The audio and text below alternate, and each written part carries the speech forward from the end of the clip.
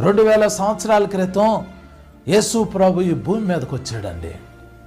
సిలువలో మరణించాడు, తన రక్తాన్ని సిలువలో చిందించాడు. ఆయన మరణించి మళ్ళీ పునరుద్ధానుడయ్యాడు. యేసు ప్రభు దగ్గరికి వెళ్ళి, యేసయ్యా మీరెందుకు ఈ భూమి మీద మానవుడుగా పుట్టారు? మీరెందుకు సిలువలో రక్తాన్ని చిందించారు? మీరెందుకు మరణించారు? మీరెందుకు పునరుద్ధానుడయ్యారు అని యేసు ప్రభుని అడిగితే యేసు ప్రభు చెబుతారు, సర్వ మానవాళిని రక్షించడానికి, మనుషుల పాపాలని కడగటానికి నా రక్తాన్ని చిందించాను. మనుషుల్ని స్వస్థపరచడానికి సిలువలో నేను గాయాలు పొందాను. మనుషుల్ని మరణం నుండి తప్పించడానికి నేను మరణించి పునరుద్ధానుడనయ్యాను అని యేసు ప్రభు చెబుతాడు.